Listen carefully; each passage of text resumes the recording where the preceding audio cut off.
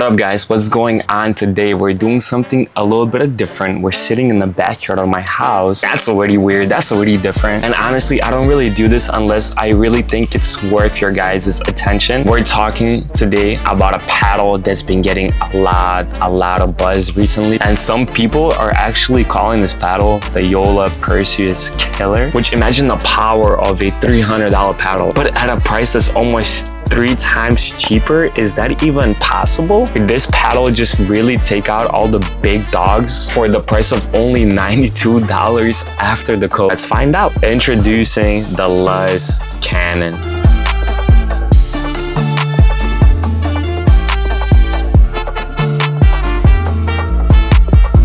Before I dive into how the paddle actually felt for me, I want to say a quick disclaimer that Luzz did send me this paddle, and they sent me a couple of other paddles that they wanted me to review, but I was honest and I told them the other two didn't fit my game.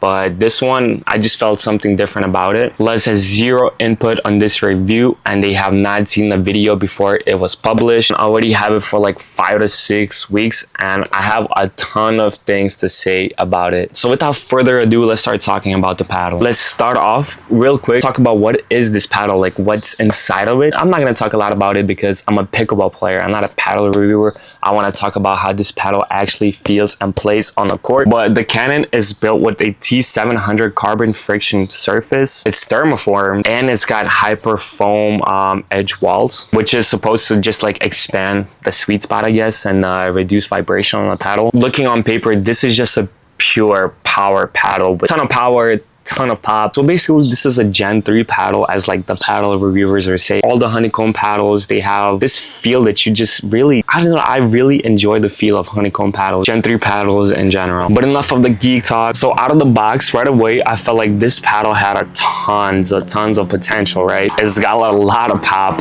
a lot of power, playing in the background, and the surface out of the box, one of the grittiest paddles I ever felt. And honestly, in the beginning, first time hitting, I felt like I just couldn't control this paddle at all. Like I felt like all the drives and everything was just going out. Drops and resets were nearly impossible for me in the beginning. Honestly, I couldn't drop anything. I couldn't reset in the beginning with this paddle, and I was using the Joola Perseus Pro 4 before this, 14 millimeter, right? And that's a really poppy and powerful paddle, but when I got this in my hand, like honestly, it didn't compare to it. Like I felt like this was way more poppier and way more powerful than the Joola. First thoughts when I got this paddle as well, just like the other couple paddles that they sent me, I was like, it's not really worth my time. I don't think I'm gonna review. It's gonna be a negative review. I don't really want that on my channel. So it was sitting in my bag, and then I had a drill session. Okay, let me just play around. I don't want to wear out my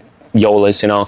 So I picked up the Cannon again. It still feels the same. I don't know if I really like it, but like it's starting to feel a little better. I started getting the drives down. Drops and resets were still kind of tough. So I was like, okay, the power is there. This has a lot of potential. What if I just add some lead tape? So I added 0.5 grams per inch from the throat till about halfway of the paddle. So after adding the weight, I brought it back again. Pretty sure I wasn't drilling this time, I was actually playing, and I feel like the paddle was just like starting to break in after what, 6 hours of play. Like I felt like this paddle was like just expanding its sweet spot, not as stiff anymore. My resets and drops just immediately kind of started feeling better with just a little bit of weight on it. So I'm going to be comparing this paddle a lot to the Joola. I've been using Joolas for a really long time actually now. The resets and just drops with Joolas, just it's unbelievable. It feels perfect, right? With that amount of power you also get, it just feels so smooth and consistent for me. But I'm also really dialed in with the Joola. But with the Cannon, once it started to break in and once I got a little bit more time with it, the resets and drops, everything also just started to feel actually much better as well. I wouldn't say it was to the Joola's level, but I felt like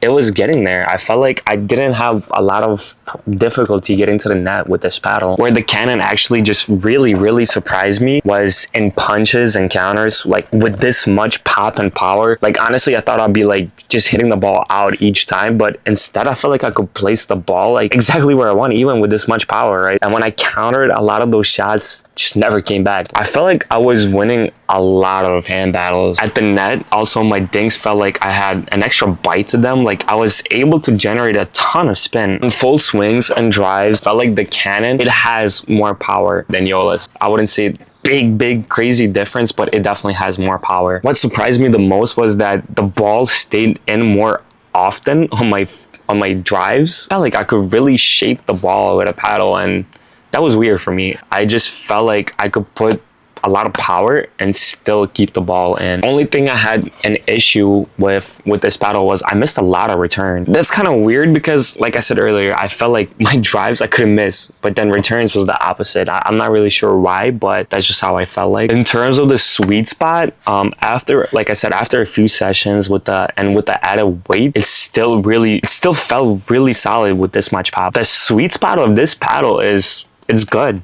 Honestly, it is, like, if I would have to give a rating out of 10, I will give it an 8 for a sweet spot. I feel like even at the top of the paddle, like, the ball was, like, not just dying. For some paddles where you hit the top or you hit the corner of the paddle, it just dies. After adding some weight, like, the sweet spot was fine for me. It was fine for me. Of course, compared to a Joola, the sweet spot is, for a power paddle, 10 out of 10. But like I said, I would give this paddle an 8 out of 10 for sweet spot. Okay, the Cannon also feels really fast on the hands. I mentioned that a little bit previously, but mine came around 8.2 ounces and it didn't really feel sluggish or just heavy or head heavy. Okay, I have a tough time saying this word, but maneuverability. Oh, I said it pretty good. It actually was never an issue with this paddle for me. So now let's talk a little about spin, right? I mentioned earlier about how gritty it is. Like, listen to this. I got 10 sessions, 10 hours on this already, and it's still very gritty. Like, you can see my paddles already beat up a little bit. We all know that Joolas don't come with a ton of grit, and spin on them is not that crazy. But with the Cannon, like, it is so gritty, I felt like I could generate a lot more top spin. This is the reason why I could keep the ball in even on hard drive. My two-handed backhand dinks felt like they were coming in a little extra bitey. I just really like how my Tui felt with this paddle. Like, not really comfortable in hitting two-handed dinks. Or like with this paddle, I just felt way more comfortable, which is weird. Like, this paddle definitely has that trampoline effect, which is tough to control, but I just feel comfortable with it at the kitchen as well. Of course, it's not as comfortable as a Joola for me because I feel like I cannot miss a dink with a Joola. But with this paddle, I just, like I said, extra bitiness. Like, you know, I can be a little bit more aggressive on my dinks. So for the spin, I would give the Cannon the edge. I would give Cannon for spin 9 out of 10. This is not a Joola paddle review, but like, you guys know that Joolas don't come with any grit at all almost, and for Joola, for grit, I would probably give it like a 5 out of 10. This is definitely much more grittier paddle, and I feel like it definitely has more spin to it. As for durability, I had the Cannon, like I said, for about 5 weeks now. Used it for about 10 to 12 hours, and so far, no issues for me. Edge guard is fine. It's not crunching or anything. That said, like, the Pro 4s are also like not exactly tank, so it's probably gonna be like the Joola Pro 4, right? It's gonna last you like a month, 2 months, 3 months, maybe. Similar tech, so I don't think the durability is gonna be an issue here. For $92, you literally could buy 3 Cannons for the price of 1 Joola. I mean, the durability, I don't think is much different. Like I said, 10 to 12 hours so far, and it's holding up perfectly for me so far. Like, even if the durability ends up a little bit better on Joola, like, still, you can, like I said, you can buy 3 of these for $92. This is mind-blowing for me. That's what I'm, like, just so shocked about. This is why I'm doing that video, because, like, this amount of performance for $92, I never heard of this before, honestly. Yeah. Oh, one thing that I noticed was the handle is a bit, like, squishy, which I don't really care, but if people are picky about the handle, that might annoy some of you. Like I said, I don't really care. It doesn't really affect me, but just a notice, you know, so that you guys know that the handles do come a little bit squishy. Maybe that is because it's a little bit poor quality on the handles. Maybe they didn't invest that much on the handle, you know, but like I said, it's definitely fine for me. I put an overgrip. I don't feel that my hand is going into the paddle or something. It's definitely fine for me. Okay, so overall, just in conclusion, I'd say the power and spin definitely go to the Cannon, and then consistency and just touch of a Joola. Just like, Joolas are uncomparable with their touchness and softness, and I don't even know if these are English words, but brother, like, those paddles just so easy to use. I just feel so consistent with it. But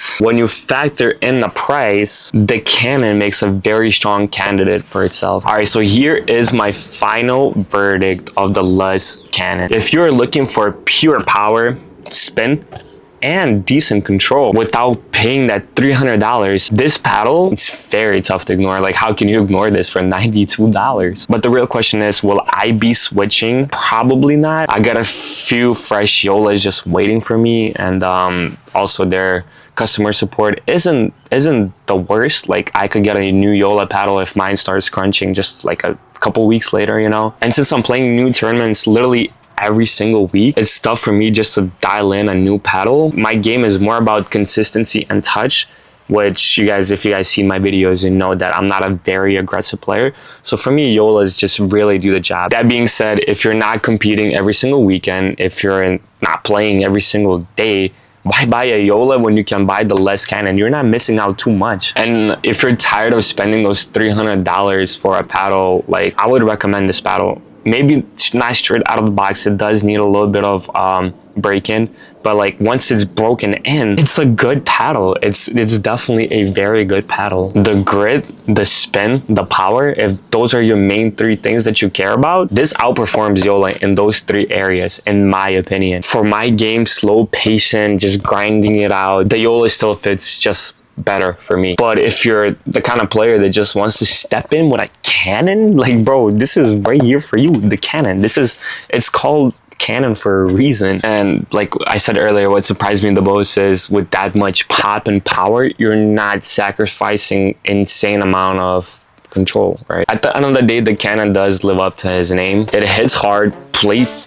pretty fast in hands, and for under $100, I don't think there's a better paddle on the market. So if you guys enjoyed this, make sure you press the like button, subscribe, it will really help the channel. Drop a comment too, and I would love to hear if you guys have tried this paddle or are going to cop the paddle, or even what paddle are you playing with right now. And I really appreciate you guys as always, and I'll see you again pretty soon. Peace.